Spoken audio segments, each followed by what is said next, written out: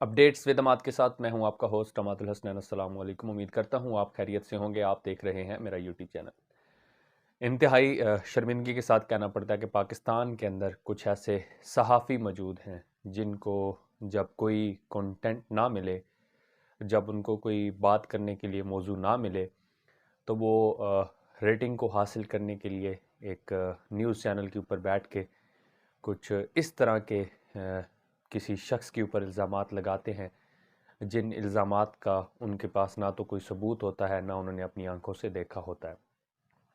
मैं इस व्लॉग के अंदर आपके साथ उस खातून की वीडियो भी शेयर करूंगा जो अपने आप को सहाफ़ी कहती है, लेकिन मीडिया के ऊपर बैठकर इस खातून ने कोई औरतों वाले काम नहीं किए, बल्कि मर्दों के अंदर बैठकर ऐसी नाज़ेबा ज़ुबान इस्तेमाल करती है जिससे बाकी ख़वातीन जो हैं वो शर्मसार होती हैं। सबसे पहले आप वो वीडियो मुलाज़ा फरमाएं। लेकिन उसके बावजूद वज़ीर आज़म साहब मुतमईन हैं, टॉप पे नंबर 1 पे मुराद सईद की। फिर वजह क्या है?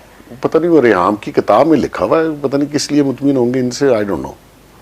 प्रोजेक्ट्स का तो मुझे पता नहीं। जिस आदमी का नाम ले रहे थे आप, पता नहीं जो टॉप लिस्ट पर है, मुराद सईद साहब, इसकी जो परफॉर्मेंस है, इसकी जो परफॉर्मेंस और जो इस पे इल्जामात हैं वो किसके इल्म में नहीं है। इसमें दो ही लोग सीरियस है, एक इमरान खान साहब और एक मुराद सईद साहब। तो हमें इतना सीरियस नहीं होना चाहिए। एक ने सेरेमनी की है, दूसरे पहले नंबर पे आए। ये तो मेरे सारे पार्टिसिपेंट्स देखना चाहिए। बात चीजें सेल्फ एक्सप्लेनेटरी होती हैं और वो मतलब अब पैमरा की खास नजर होगी। बात चीजें आप हमसे ना बुलवाएं इसके ऊपर। उन्होंने एक किताब का भी जिक्र कर दिया है। वो बड़े मेहनती वजीर हैं। अच्छा। और वो बहुत करीब तरीन आदमी है इमरान खान साहब के। और एक मरतबा फिर उन्होंने साबित किया कि उन्होंने अपनी कारकर्दगी में सबको पीछे छोड़ दिया है। मैं ये कह रहा था कि मैंने किताब में पढ़ी, लेकिन मैंने मोहसिन बेग साहब को जरूर सुना है। उन्होंने जो कहा है मैं उससे इत्तफाक राय कर सकता हूँ और मैं कुछ नहीं कह सकता। सर, ये सारी डिबेट का नुक्ता आगाज मोहसिन बेग साहब की तरफ से हुआ है आज।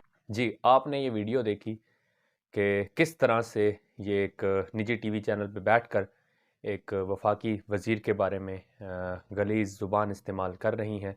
इनके साथ जो बाकी तजिया निगार हैं वो भी इस तरह की ज़ुबान इस्तेमाल कर रहे हैं जो उनको ज़ेब नहीं देती।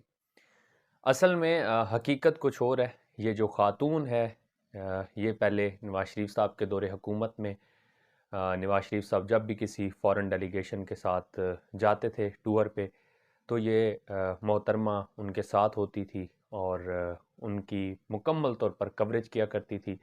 मैं आपके साथ वो पिक्चर भी शेयर करूंगा इस व्लॉग के अंदर जिसमें ये मोहतरमा उनके साथ सफ़र के दौरान उनकी तस्वीरें ले रही होती थी, उनकी वीडियोस बना रही होती थी। ऐसा लगता था कि जैसे कोई किसी की पर्सनल सेक्रेटरी हैं।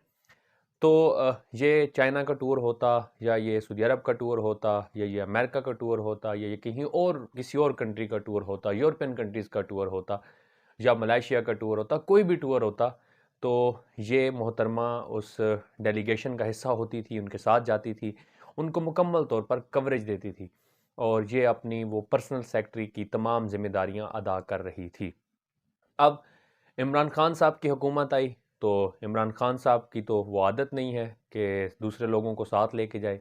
जिस तरह से नवाज शरीफ साहब हवाई जहाज़ भर के ले जाते थे, अपने रिश्तेदार भी, अपने फुफ्फी भी, ताए मामे, सहाफ़ी और बाकी वज़रा भी जिनका कोई काम ही नहीं होता था, उनको अपने साथ लेके वो जहाज़ भर के जाते थे, क्योंकि उसमें उनकी पॉकेट से पैसा नहीं जाता था, बल्कि पाकिस्तान गवर्नमेंट का जो पैसा है, जो हमारे टैक्सों का पैसा है, वो जाता था। तो ये सहाफ़ी वो मज़े लिया करते थे, वहाँ पे लग्जरी अपार्टमेंट्स में रहा करते थे, फिर इनको वो टोकरियाँ भी मिलती थी, गिफ्ट भी मिलते थे। जैसे मरीम नवाज़ साहिबा की एक ऑडियो लीक हुई जिसमें इस बात का वो मुकम्मल प्रूफ और सबूत है कि इनको टोकरियाँ मिला करती थी। तो जब इमरान खान साहब की हुकूमत आई तो इन सहाफ़ियों के वो टूर बंद हो गए, इनके वो बाहर का घूमना बंद हो गया, इनका वो प्रोटोकॉल बंद हो गया, इनको जो इनकी जो जेबों को गर्म करने के लिए इनको पैसे मिलते थे, इनको जो लिफाफे मिलते थे वो बंद हो गए। तो ज़ाहिर सी बात है फिर उस सिचुएशन के अंदर इनको जो पुराने रहनुमा हैं, वो पुराने लीडरान हैं, वो याद तो आएंगे।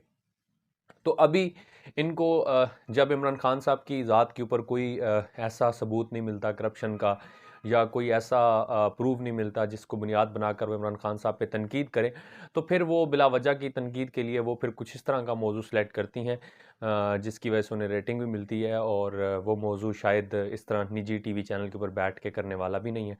मुराद सईद साहब के बारे में उन्होंने नाजेबा ज़ुबान इस्तेमाल की, जो मैंने आपके साथ वीडियो भी शेयर की है। तो ये मोहतरमा मुराद सईद साहब के कारकर्दगी के बारे में सवाल कर रही हैं कि मुराद सईद साहब की कारकर्दगी के ऐसी क्या बात है कि वो पहले नंबर पर हैं। मैं सब ठोस जो है ना वो ये बात कर रहा हूँ कि ये वो मोहतरमा है जिन्होंने शायद मुराद सईद साहब की कारकर्दगी की रिपोर्ट ही नहीं पढ़ी होगी। आप हिसाब लगाएं कि मुराद सईद साहब ने जब से अपनी वजारत संभाली है उनके महकमे में खासी तब्दीलियाँ आई हैं। उन्होंने अपने महकमे को प्रॉफिट की तरफ लेके गए हैं जो खसारे में था। तो इमरान खान साहब ने उनको उनके इस एप्रिशिएशन के लिए इस रिवार्ड के तौर पे उनको पहले नंबर पे उनकी कारकर्दगी में उनको रखा कि ये मुराद सईद साहब की कारकर्दगी अच्छी रही है। और ये पाकिस्तान के मोस्टली लोग जानते हैं कि मुराद सईद साहब ने खासी मेहनत की है। लेकिन वो यही था कि जिनके पास कोई और एजेंडा तो था नहीं, इन्होंने रेटिंग हासिल करनी थी। फिर इमरान खान साहब से बुक्स हैं इन लोगों को, तो इन लोगों ने उस बुक्स का मुकम्मल तौर पर मुजाहरा किया और इंतहाई अफसोस के साथ कि वहाँ पे ये उस खातून की किताब का नाम ले रहे हैं जिस खातून को जुल्फ़ी बुखारी से माफ़ी मांगनी पड़ी। उस खातून का जिक्र कर रहे हैं जिस खातून ने माफ़ी मांगी जुल्फ़ी बुखारी से, उस पर इल्ज़ामात लगाने के बाद अपनी किताब पब्लिश की, उस किताब के अंदर बहुत से इल्ज़ामात लगाए और फिर जुल्फ़ी बुखारी से माफ़ी मांगी। तो ये उस खातून का नाम लेके इमरान खान साहब की ज़ात के ऊपर भी एक ऐसा घटिया इल्ज़ाम लगा रहे हैं जिसके इनके पास सबूत नहीं है। मुराद सईद साहब की ज़ात के ऊपर भी ऐसा इल्ज़ाम लगा रहे हैं जिसके इनके पास सबूत नहीं है। तो हम जो सहाफ़ती लोग हैं मेरे आसपास के जिनसे मेरा कॉन्टेक्ट होता है वो भी इस बात को कहते हैं कि जी इंतहाई घटिया और नाज़ेबा किस्म की ज़ुबान इस खातून ने इस्तेमाल की है। फिर इनके साथ जो बाकी तज़िया निगार हैं उन्होंने भी बड़ी घटिया किस्म की ज़ुबान इस्तेमाल किया। फिर वो शुएब साहब हैं, उनसे मैं ये एक्सपेक्ट नहीं करता था कि वो उस तरह की बात करेंगे, लेकिन बड़े अफसोस से कहना पड़ता है कि उन्होंने भी ऐसी नाज़ेबा किस्म की ज़ुबान इस्तेमाल की है।